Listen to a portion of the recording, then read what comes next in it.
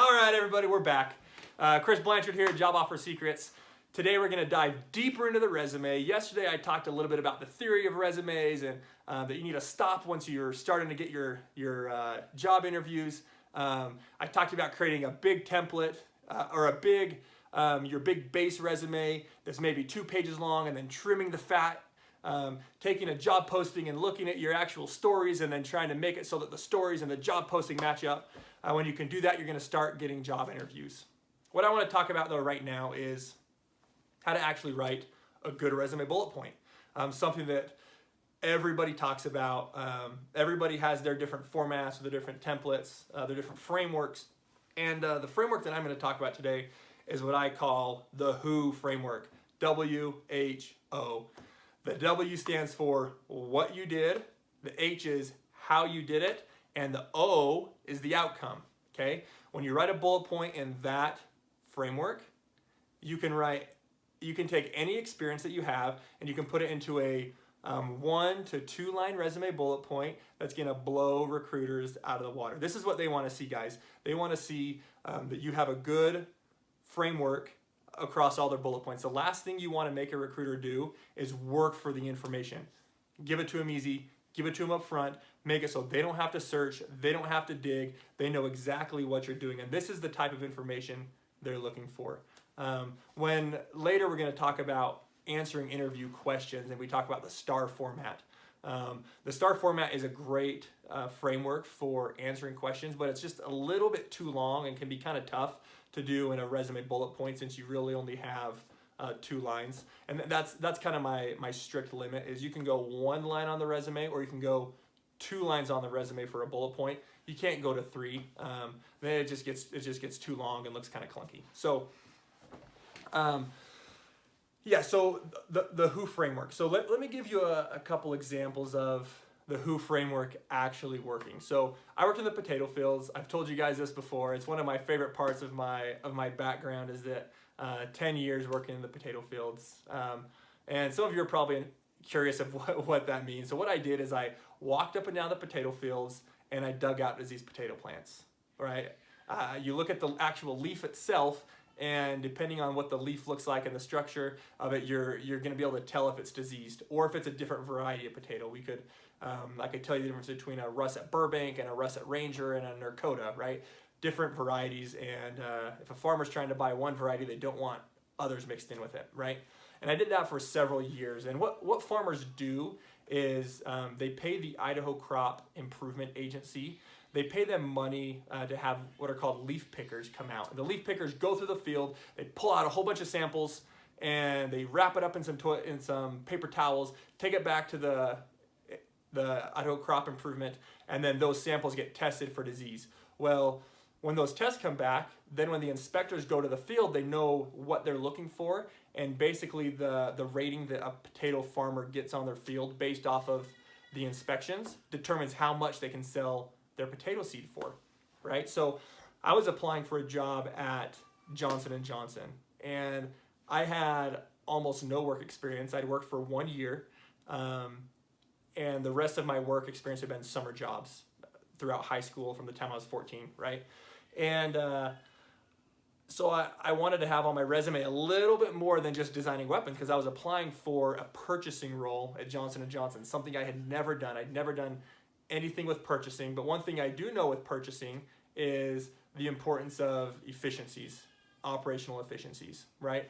So when I was working in the potato fields, one of the cool things I did, because I became one of those leaf pickers where I'd pick the samples, and depending on the size of the field and depending on what generation of potato it was, because potatoes, they cut them in half, they take one half and they plant it and the other half and plant it.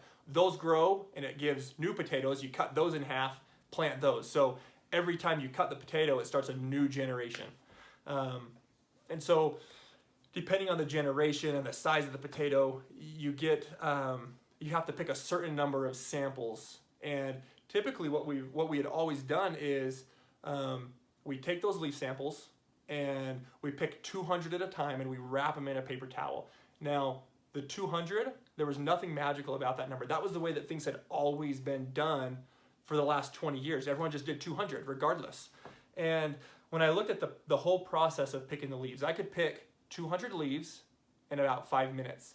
Then it would take me like 3 minutes to roll them up. I'd have to put a piece of paper on them. I'd have to write how many were in there. I'd have to bundle them with rubber bands. And then I'd have to walk them back to the cooler and put them on ice so they didn't get ruined and wilted. Well, I realized the wrapping process was actually the most time consuming. And so if I could get more leaves into a single bundle, then I could improve my efficiency, right? So I had this light bulb that kind of came on when I was in the potato fields, and I started to implement this.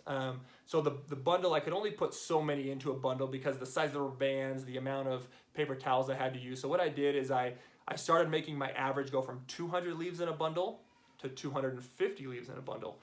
And it drove up the efficiencies a ton. That leaf picking job was a 21-day job. I increased the number of leaves that we picked in that 21 days by 70,000 leaves. Okay, guys, that was like a 25% increase in efficiency. So I did 25% more work in the same 21 days. So how do you write that in a bullet point, right? So again, the WHO framework. So first is the W, okay? What did I do? Okay, so I could say something like increased operational efficiency, right? The WHO, it always starts with some type of action verb, right? Increased. I analyzed. I collaborated. There's so many different action verbs that you can use, okay? So this one in particular, I increased operational efficiency. That's the W. The H is, well, how did you do that? How did you increase operational efficiency? Anybody can tell a recruiter, I was a social media manager and I output 500 posts per week for 3 years. Well, that doesn't tell them anything. They don't know if you were actually good at it, and that's what they actually care about, right? So that's what the H part is for, is the how you did it. So W, increased operational efficiency, and then you always start the second part with the word by. Almost always. There's probably a few other words you can use. Me, I almost always use the word by. So increased operational efficiency by, and then I would say something like increased operational efficiencies by changing the bundle size from 200 leaves to 250 leaves, right? That's a simple by statement. That's how did I increase operational efficiency? I took the average bundle size from 200 to 250. It's simple as that, right? How, or what you did, how you did it, and then O is the outcome, right? So outcome, and almost always I start this one with resulting in, right? Resulting in, and then a number. Guys, as much as you can, please include numbers in your resume bullet points. It's huge, it's critical. Anytime a hiring manager can see a dollar sign or a percent sign, that's what's gonna make you stand out. A page full of dollar signs and percents is gonna stand out way more than a pretty template with pretty colors and pretty fonts. I promise you that, okay? So outcome, increased operational efficiency by increasing leaves per bundle from 200 to 250, resulting in a 25% increase in output. Okay, I told them that I can increase operational efficiency, right? I told them I'm good at it because I had an outcome that actually mattered. And then I told them actually what I did, right? So I had an interesting interview when I was interviewing with Johnson & Johnson, and the hiring manager, he looked through my resume and he's like, "You designed weapons for the Navy?" I'm like, "Yeah." So that's pretty cool. What the heck is this potato stuff you did? And we talked for 45 minutes about my work in the potato fields. Well, later he told me, he said, "Chris, the reason you got an offer from Johnson & Johnson, the reason I recommended you to the other hiring managers was because of the way that you were able to talk about the potato fields." Now that was just crazy to me because nobody wants someone who's going to be a purchaser for a multi-billion-dollar company to know anything about potatoes. Like, the experience itself, or the job itself, didn't matter. It was my ability to take a mundane task like picking leaves out of a field, seriously the most mundane task possible. You could teach a blind monkey to do it, not even kidding. I took a mundane task, found one simple little hack on how I could make it a little bit better, and then I put it into a framework that a recruiter can easily follow and can impress them. Okay, so there's lots of different ways, or you can take almost any experience and make that true. Okay, so let me give you one other example. You're gonna have to think about this one a little bit. So I owned a window washing business when I was going through college, right? Many of you might have something similar where you have a little side gig that you're doing that helps you get through the week and pay the bills. So had a little window washing company, and what we kept hearing from our clients was, hey, it'd be really cool if you guys could clean our ceiling fans. Well, we have a ladder. Why would we not do it, right? $25. We'll charge you $25, right? So, and then they say, gosh, it'd be really cool if you would clean our blinds. Man, it would be great if you guys could also clean out the rain gutters, right? They kept asking for all these different add-on things, right? And so I was thinking, I was like, man, how I'm applying for a marketing job where using or analyzing customer feedback, voice of customer, is incredibly important, right?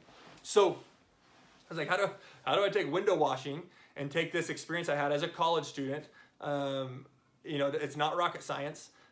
And how do I use that to impress a potential recruiter and make them feel that I'm going to be a qualified candidate? Okay, so I first needed to think of, well, what did I do? What did I do? Analyzed customer feedback. Okay, analyze customer feedback. That's the what. The how. Well, I could say by surveying customers for their biggest needs, right? Analyze customer experience by surveying customers and finding out unmet needs, okay? Then all I have to do is be able to put a number that has a result for this, an outcome for this experience. And so I had to do a little bit of number crunching and found out that on average, when we upsold a customer on one of these add-on services that we added only because we analyzed customer feedback, we increased revenue on that house by an average of 15%. Okay, so analyze customer feedback by surveying customers on their biggest unmet needs, resulting in a 15% increase per house, an average of a 15% increase per household. Now that's a good resume bullet point, guys. I was washing windows and people asked me to clean the ceiling fans and I did, okay? So you can take any sort of task. I don't care if it's walking your neighbor's dog, right? You can find a way to take that experience and make it a great resume bullet point. One I just thought of on the spot, just barely. I worked at a pizza place, right? And one of the hardest things about working at a pizza place is high stress situations, right? So I could maybe say something like, handled high stress situations by, all right, how did I handle them? By consulting with other employees, right? It's probably not gonna be a great one. I have to tweak this quite a bit.